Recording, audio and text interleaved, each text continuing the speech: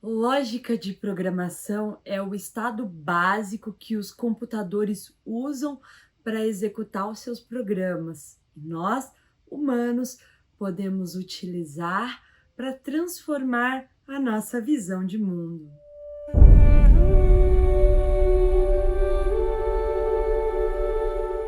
Oi, o meu nome é Rita Alamino e hoje eu vou compartilhar com vocês um pouco sobre lógica de programação. A lógica de programação, ela envolve operações, assim como somar, subtrair, porém são um pouquinho diferentes. São operações lógicas. Os primeiros programadores inventaram essas operações lógicas para a gente lidar com condições bem específicas. E essas condições levam a resultados bem específicos. Nós já vimos que o computador ele funciona com números binários. Então agora a gente vai descobrir como isso funciona mais a fundo. Você sabia que as imagens elas são armazenadas em binário no computador e não só as imagens? Tudo o que tem no computador são bits 1 e 0. Então vamos para alguns fatos. Todos os programas usam alguma linguagem lógica. Segundo fato, toda execução lógica é feita por inferência. O que isso significa? Significa que são feitas operações lógicas visando um resultado específico. Então, todo computador envolve isso. E na terceira, o Prolog, ele é uma linguagem de programação lógica, Prolog, que utiliza essas sentenças lógicas para fazer as suas contas. Mas para quem está começando, não vai começar vendo Prolog. O que é a programação em si? A programação lógica em si, ela segue uma sequência de algoritmos, de instruções. E essas instruções, elas podem seguir na sintaxe, na semântica e nas regras de inferência. Sintaxe é a regra de como criar as fórmulas, normalmente é a parte mais fácil. A semântica é o significado em que essas frases, essas sentenças estão representando. E a inferência lógica é essa combinação, é a forma que utilizam para chegar a certas combinações. A gente vai entender melhor agora. Então imagina só, pega um papel e caneta para fazer um teste. Dada informação sobre um pai e uma mãe, você vai ter que dizer o parentesco dessas pessoas. O João é pai da Lili. A Catarina é mãe da Lili. Lili é a mãe do Júnior. E Pedro é o pai da Karina. Considere que todas as informações que eu passei são fatos e responda: quem são os avós do Júnior? E quem são os avós da Karina? Pause o vídeo agora e pense um pouco. Interessante, né? Então, a resposta é: não temos como saber quem são os avós da Karina, porque não temos informação o suficiente. E os avós de Júnior são João e Catarina. Então, são esses tipos de relações que o computador trabalha. Os computadores executam sequências de instruções. Qualquer instrução? Não. Não exatamente, somente com instruções bem definidas. Mas o que é bem definida por o computador?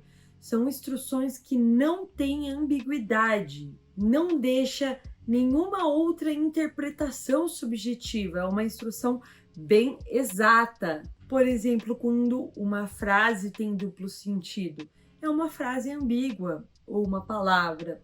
O computador ele simplesmente não entende. Agora pause esse vídeo, depois que eu te passar as instruções, pega um papel, uma caneta e escreva umas instruções que você passaria para um computador pintar uma sala? E deixa aqui nos comentários para a gente comparar as diferentes respostas. Não tem uma resposta igual à outra.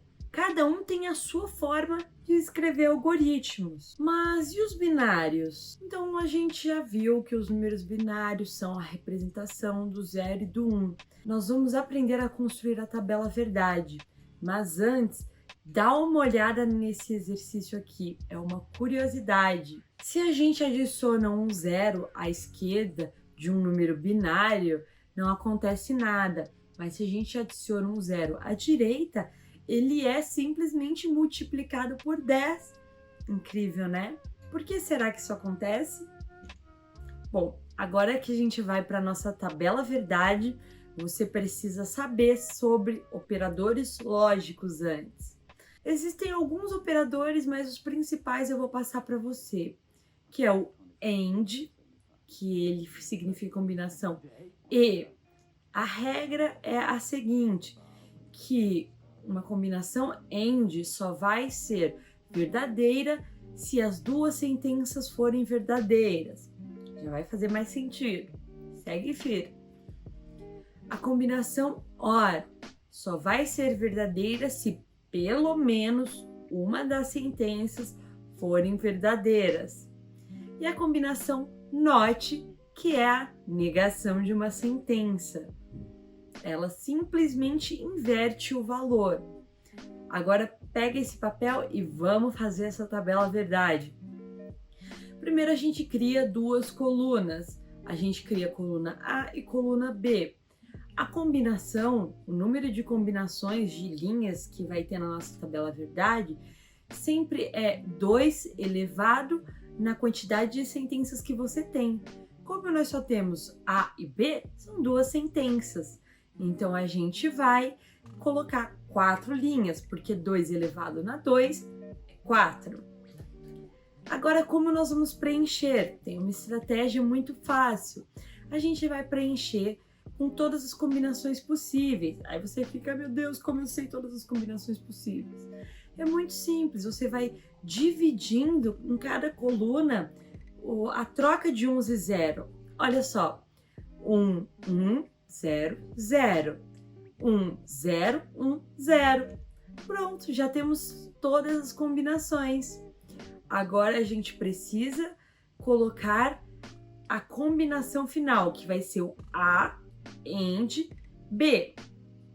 Então lembra que quando tem uma combinação AND, ela só é verdadeira se as duas forem verdadeiras. Então a gente vai considerar como verdadeiro sendo 1 e falso sendo 0. E tem um jeito muito legal de adivinhar que pode te ajudar na sua prova, se você tiver que fazer, que é colocar frases. Por exemplo, em A eu tenho saúde e B fez sol.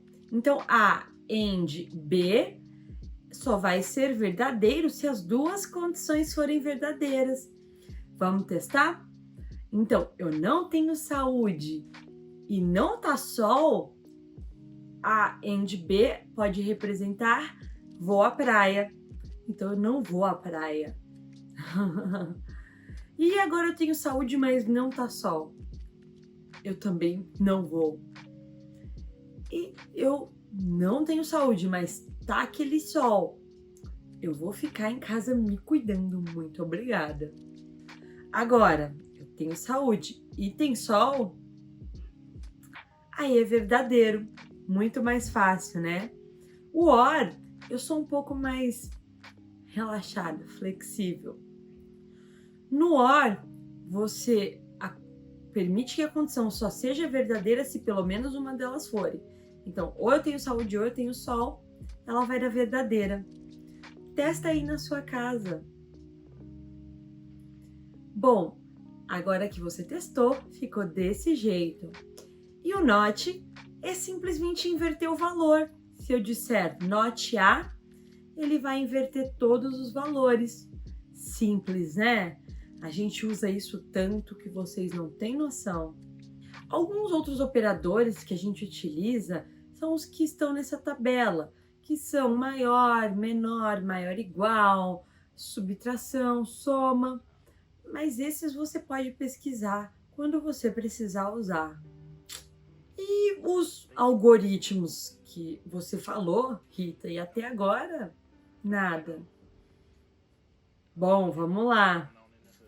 Algoritmos, como a gente já falou, são essas sequências de instruções, de execuções. Então, podem existir várias formas de representar um algoritmo. Através de uma língua, que é, por exemplo, a receita de um bolo, uma receita médica. Então, isso já são as sequências de instruções. Quando você vai no WikiHow e pesquisa como fazer alguma coisa, aquilo é um algoritmo. Através de uma representação gráfica, por exemplo, fluxogramas e imagens que representem esse fluxo de instruções. E através de uma linguagem de programação, Python, o C, o Portugal, você pode testar logo quando a gente for fazer o nosso vídeo. Vamos colocar isso para testar. Vou deixar aqui umas instruções para você. Pegue uma folha de papel branca. Pode ser qualquer folha que você tiver aí. Trace uma linha da ponta inferior esquerda para a ponta superior direita. E trace agora uma outra reta da ponta superior esquerda para a ponta inferior direita. Agora no meio, desenhe uma seta apontando para cima.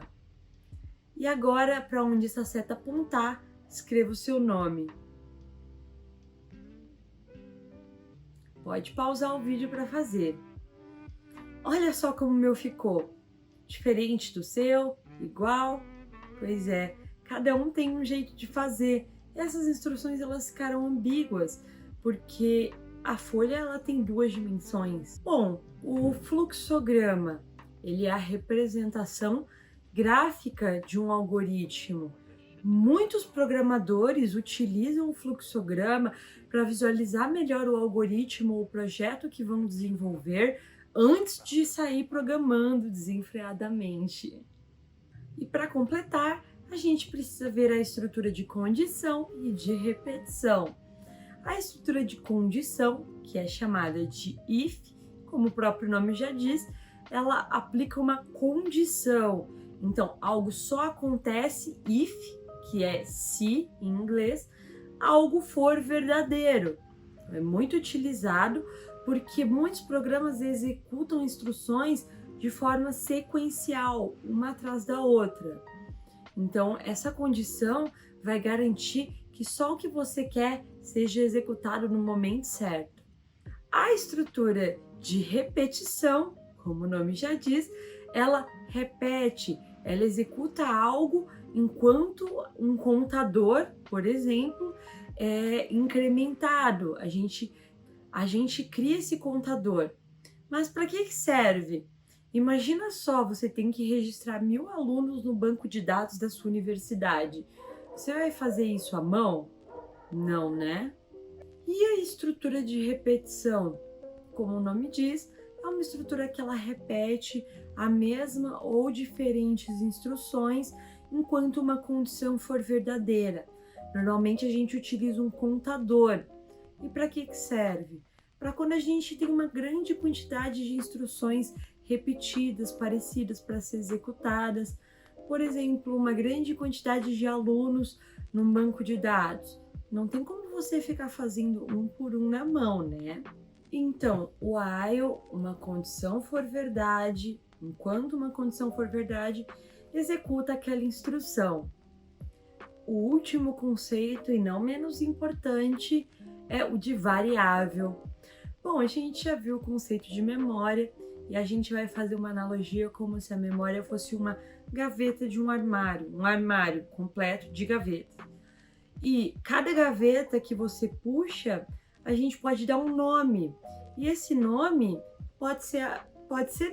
é a variável. E dentro dessa variável você tem um espaço pré-determinado para você guardar informações lá dentro. Então esse contador, por exemplo, ele é uma variável, né? Então tem variáveis estáticas e variáveis dinâmicas. A estática é uma variável que não muda nunca até o final da execução do algoritmo. E uma variável dinâmica é a variável que muda de acordo. Por exemplo, o contador seria dinâmico. Bom, anotou todos os conceitos? Se não, pega o papel e caneta que eu vou repetir para você incrementar a sua pesquisa mais tarde.